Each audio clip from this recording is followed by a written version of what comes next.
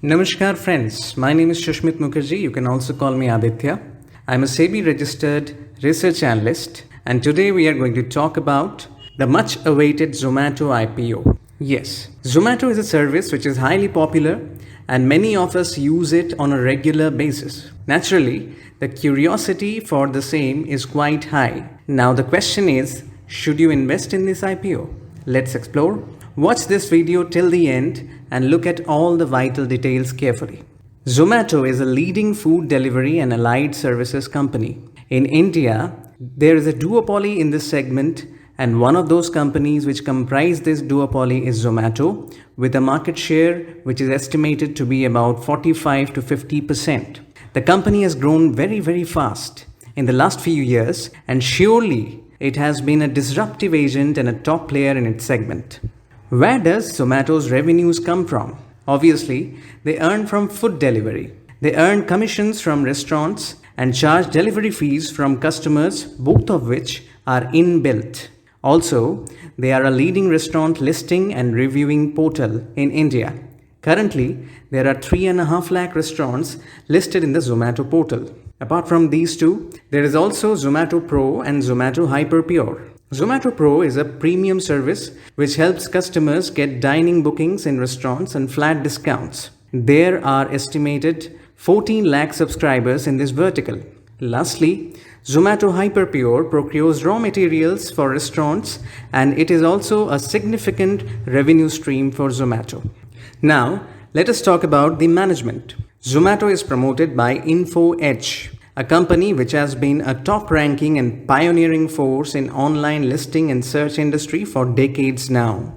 It has given businesses such as Naukri.com, the top recruitment search portal in India, 99acres, a leading real estate search and listing portal, Jeevansathi.com, a favorite matrimonial website of India. Zomato is also backed by Ant Fin, whose promoter is Jack Ma, the Alibaba man.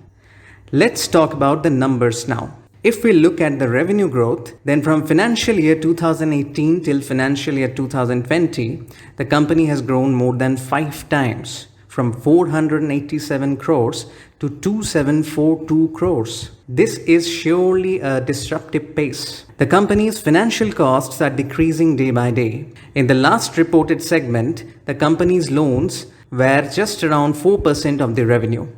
Some figures are there which also go against Zomato. Now we will discuss about that. In FY21, Zomato's revenues had shrunk considerably, particularly due to the closures and slow openings of the restaurants during the lockdown period. But the revenues have again bounced back and are again back to hitting historic peaks from December 2020. Zomato does not make profits. In fact, its losses if compared with the revenue are very high in numbers. This is the result of high expenses and negative pricing competition between the peers. Zomato is finding it difficult to reach break-even at the present point of time because of these reasons. The strategy of the major players in this segment is to focus on volumes, earn loyalty of the customers, change their habit patterns, and in due course reach break-even through better pricing and maximizing efficiency. What are the reasons for their losses? Let us look into it. The first major reason for such high losses has to be Zomato's expenses. There are 4 main types of expenses which Zomato has to keep up with. The first is its own employee team, which mainly runs the entire show. The second is their ads and promotions, which are essential for brand expansion and recall. The third is their IT infrastructure, which is the bedrock of their customer experience.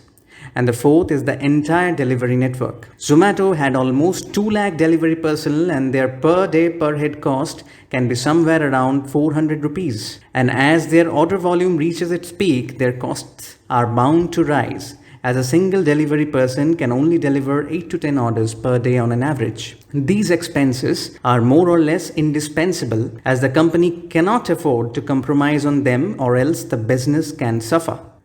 In this chart, I have shown the breakup of these expenses that we just discussed. As you can see, expenses together have surpassed the revenues many times, and these are not the total expenses. If you take the total expenses into account, the scenario becomes somewhat like this. It will be a very big achievement for Zomato if they are able to reach break-even in the near term. What is the future outlook then? Revenue growth will be very good in the midterm. Even though the interim lockdown can create hurdles, but the general trend of growth will be great. The company is part of a duopoly and its brand pull is great, and the future also seems to be similar. Zomato is kind of an end-to-end value chain service where not only it delivers cooked food to the customer, it actually procures raw materials for restaurants, help them to get dine-out bookings, and helps them in listings and reviews too. This whole value chain is covered by Zomato. But on the other hand, we may see negative profits in the future also. In fact, the proceeds from this IPO, which is estimated to be around 8,250 crores, is going to help Zomato immensely in offsetting at least the next 3 years of cash burn, before which they will hopefully become cost efficient and profitable too. The company has around 6,300 crore of equity, while its valuation may come somewhere around 50,000 crore, which is high. But one has to consider the scope and potential of this business, which is high growth and disruptive in nature. Lastly, we talk about the competition.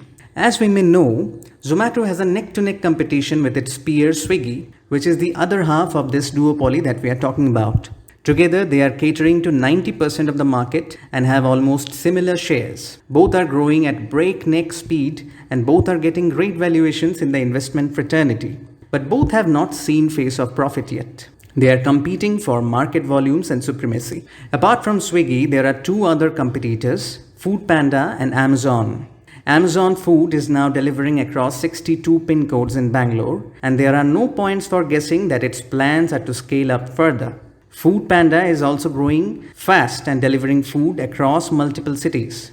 If you consider this segment play as a race, then these three companies, that is Swiggy, Amazon Food and Foodpanda, are rear-view competitors for Zomato. That is, Zomato has to remain ahead of them. On the other hand, if Zomato wants to expand its domain, let's say tomorrow Zomato wants to become a major player in grocery segment, then it will find Big Basket, JioMart, Amazon Pantry or even Dunzo in front of it. JioMart is very fast taking over the top position ahead of Big Basket. Amazon Pantry has already expanded to 64 cities and Dunzo is also growing fast as a multi-purpose delivery partner, but its scale is not comparable with Zomato or Swiggy. This entire segment is rooted in one major factor: who can endure the maximum cash burn and for how long? And in such a scenario, the kind of promoter backing they get becomes very, very important. Scale is also equally important as higher scale maximizes cost efficiency.